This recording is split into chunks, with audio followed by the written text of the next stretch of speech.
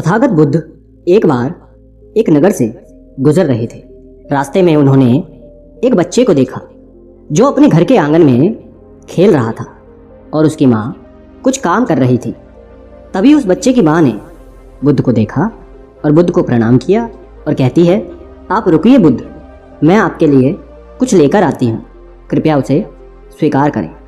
तथागत बुद्ध ने कहा, मेरा पात्र भरा हुआ है, मैं उतना ही लेता हूँ जितना मेरे पात्र में आता है, इसलिए आज मैं कुछ नहीं ले सकता।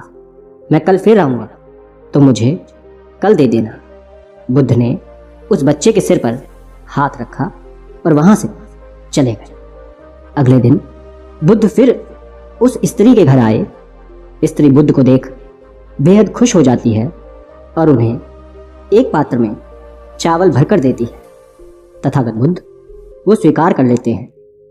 बुद्ध ने उस स्त्री को कुछ जड़ी बूटी दी और कहा, इसे चावल के बीच में दबा कर रख देना और अपने बच्चे को इसका रस निकाल कर पिलाना, इस तरह वो स्वस्थ बना रहेगा। स्त्री ने उस जड़ी बूटी को रख लिया और तथागत बुद्ध वहां से चले गए। 1 महीने बाद तथागत बुद्ध श्रावस्ती में संसार में व्याप्त प्राणियों के पीड़ा पर उपदेश दे रहे थे।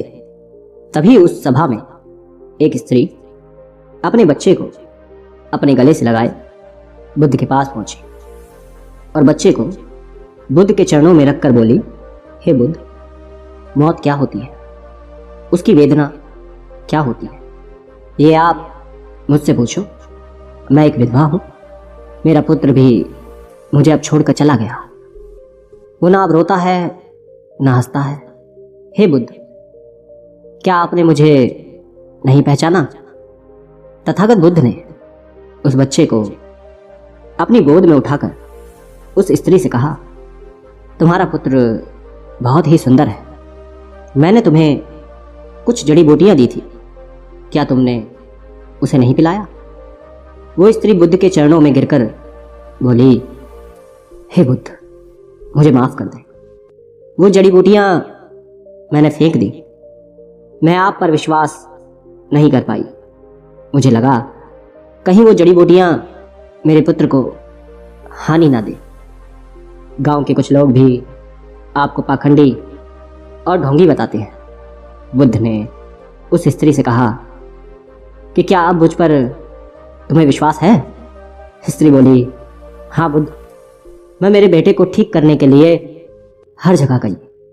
तब किसी ने मुझसे कहा कि आप बुद्ध के पास जाओ, वो सबकी समस्या को दूर करते हैं, तुम्हारी समस्या को भी जरूर करेंगे।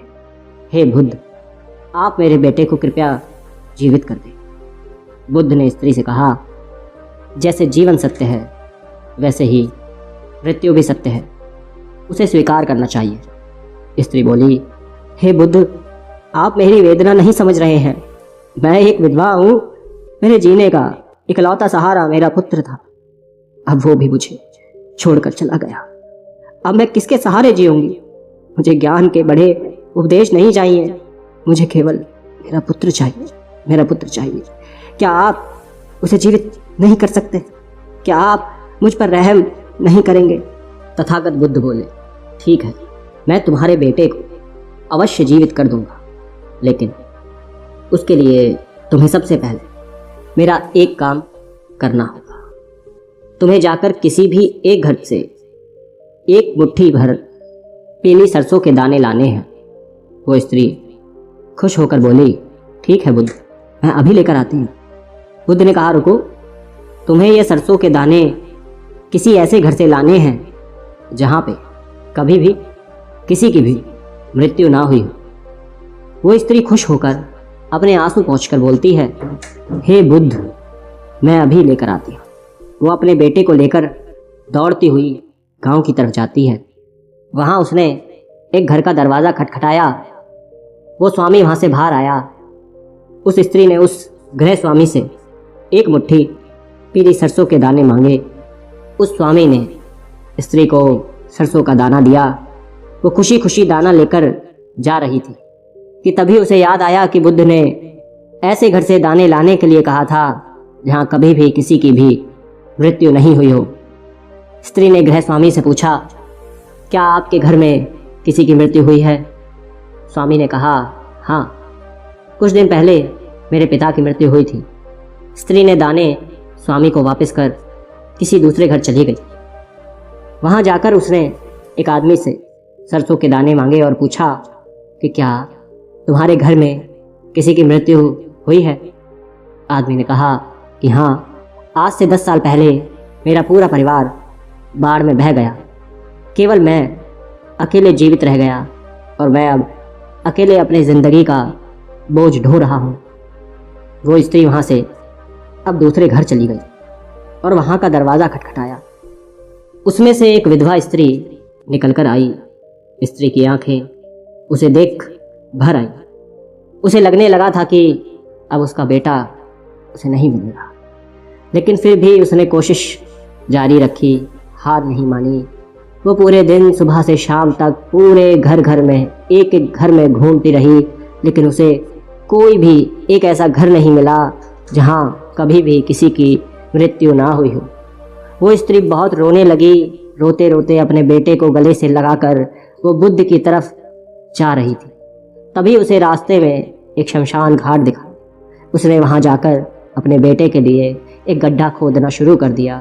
वो खड्डा खोदती जाती और रोती जाती। उसके बाद उसने काफ़ी देर तक अपने बेटे को निहारा और उसका माथा चूमने लगी। वो बेहद रो रही थी। उसने फिर उसी गड्ढे में अपने बेटे को दबा दिया और अपने आंसू पहुंचकर तथागत बुद्ध के पास आ गई। बुद्ध वहीं उस सभा में स्त्री का इंतज़ार कर रहे थे। वो बुद्ध के चरणों में गिरकर रोने लगी। उसके आंसू रुकने का नाम ही नहीं ले रहे थे। वो बस रोती जा रही थी और वो कुछ नहीं बोल पाई। तथागत बुद्ध ने कहा, जिसे जीवन मिला है उसे मृत्यु भी अवश्य मिलेगी, चाहे राजा हो या रंक या ज्ञानी बच्चा, युवा हो या कोई वृद्ध, कोई भी क्यों ना हो, मृत्यु सभी को आनी है। वो स्त्री तथागत बुद्ध से बोली, हे बुद्ध, आप सच कहते हैं। पहले मुझे ऐसा लग रहा था कि मृत्यु का दर्द केवल मेरे अंदर ही है, लेकिन मैंने देखा मुझसे भी ज़्यादा और लोग हैं जो इस पीड़ा से गुजर रहे हैं। बुद्ध ने कहा, तुम्हारा बेटा कहीं नहीं गया, वो तुम्हारे आसपास ही है, उसे महसूस करो। ये परम सत्य है। जब तक सृष्टि रहेगी दुख मनुष्य के साथ साथ चलता रहेगा, और उसका कारण है मनुष्य का खुद के साथ किसी को बांध लेना। और जब तक ये रहेगा तब तक हमें दुख होगा।